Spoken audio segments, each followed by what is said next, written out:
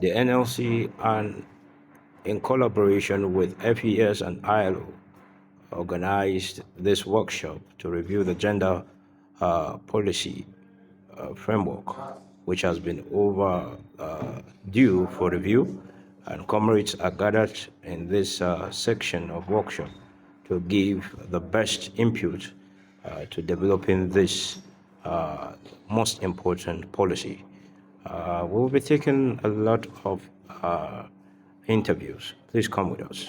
A review happening in Abuja today by the NLC with support from the ILO and FES.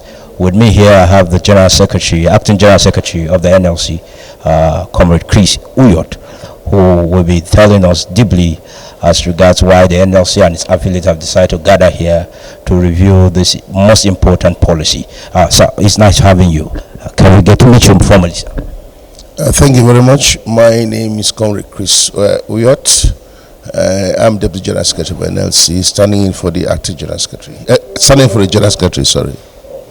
So we do understand that there's a review of the gender-based policy here happening right behind us.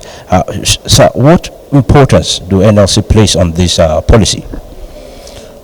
Thank you very much. I think that we should understand that the NLC, as the foremost trade union in Africa, has been making waves, not just within Nigeria, but Africa itself, and if not the world, at the ILO. And part of the success of what we've done, our achievements, have been in collaboration with our women within the unions and the labor movement. They've played a very that's important role in ensuring that the NLC is able to attain its objectives. But surprisingly, the women policy or gender policy now was put in place about 21 or 23 years ago, and you will agree with me that within that period there have been a lot of changes in the world of work, and which basically has affected women. The focus when the policy was set up was on women, but now it's about gender, and so you need to not just try, but make a focus in terms of mainstreaming gender into all activities that's of the NLC at the trade unions.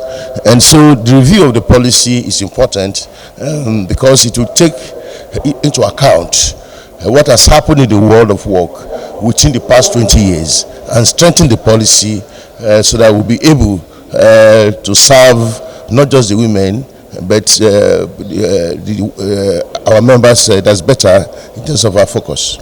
So looking at it now, to say that you have intentions that this workshop will bring the much needed development in terms of gender in the policy. So what are your anticipation moving forward from this workshop, at the end of this workshop? Well, the outcome of this workshop is that's important to us because we'll use the instruments, a methodology that will come up from this workshop in order to improve our struggle for that gender equality. And like I said, we'll take into context what has happened in the world of work for the next 20 years. So we look forward to that's a more comprehensive, vibrant, and dynamic policy. Thank you very much, sir. Can we get to meet you, please? Sorry, my name? Yeah. Yes, my name is Leonard Östergaard. I'm the resident representative of FES Nigeria, and since August last year, I'm living in Nigeria. Oh, lovely. So today we understand that you have a workshop here which you're giving support to the NLC and its affiliate on gender. What is it all about? Yeah, so this is a tripartite organized conference between the National Labour Congress, Friedrich Ebert Stiftung, FES Nigeria, and the ILO, the International Labour Organization. And together we work together to improve and amend the new gender policy of the National Labour Congress. Okay. Well, for instance, right now, we know that the gender policy is being worked on to give a new chapter to it. What are your anticipation from this workshop that NLC and its affiliate could come up with? Yes, so I understand the current gender policy is from 2003, so it's quite old and it needs a new revisal. And for us as FES, gender justice is a very important part of our work, and we believe that also NLC is a strong voice when it comes to promoting gender justice in Nigeria. But of course, also the National Labour Congress has to look at itself first, because before they can go outside to ask for policy changes, and therefore a strong gender policy within the organization is very important. So you're saying from this takeoff right now, if the workshop yields up results as expected, the FES will give more backings to the NLC to push forward this demand? Yes, we are long-standing partners with the NLC, and together with ILO we closely work together with them, and gender justice in Nigeria but also female representation within trade unions is a very important topic to us, and we will continue to work on that. Thank you very much, sir. Well, it's nice having you. This is Solidarity TV. Yes. Getting in touch with you as the course go on. Thank you. Thank you. So NLC and it's looking at gender policy framework, and they're working on it.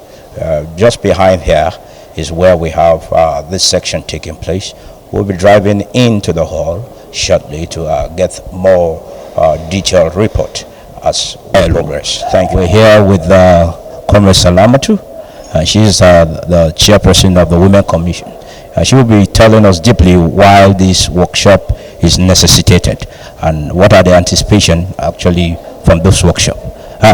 Comrade Ma, can we get to meet you? Yeah, the name is Salamatu Aliu, the Vice President of the NLC and the chairperson, like you rightly said, of the NLC Women Commission. Now, review of the NLC gender policy is long overdue, because the one we are looking at right now came about in 2003. A child that was born in 2003 should probably be heading to the altar with a bride, and it is a thing of joy that we have partners that believe in the same cause. And today we are here, and we're going to round off tomorrow just to map out,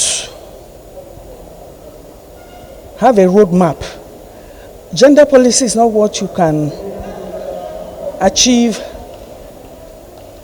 within 2 days. It's going to take quite some time, but we want to know, how do we go about it? Where do we go? Where are the issues, or what are the issues to be visited?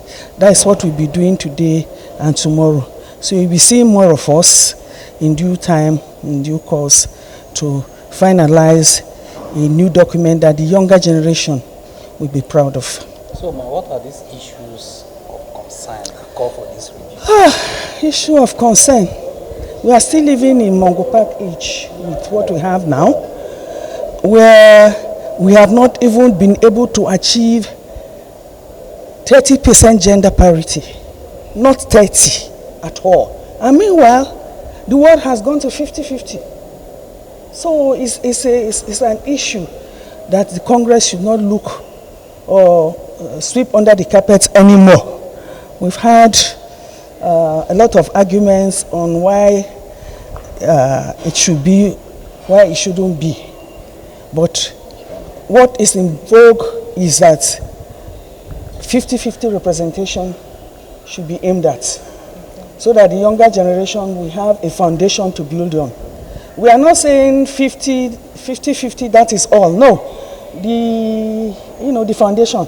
If we can get more, we will collect. What do women intend to get to benefit from this policy? Well, higher participation, their voice being heard, because it is, my dear, if a he-goat is brought to the house, you see the big tummy. If you are not where it is, slaughtered and shared, you start asking, that belly when the he-goat gets, uncle. And meanwhile, a he-goat is not supposed to be pregnant. You understand? So we want to be there. We want to see the bottom part. We want to contribute. Because the angle from which a woman sees an issue is different from the angle the man sees it. You and I know what maternity leave is all about. Your husband cannot say what benefits you get from maternity leave. You are the only one that will say, yes, I need a year because of A, B, C, D, E, F, G, H. But your husband will see it as nothing. After all, you are born to give birth to children. So, thank you so much.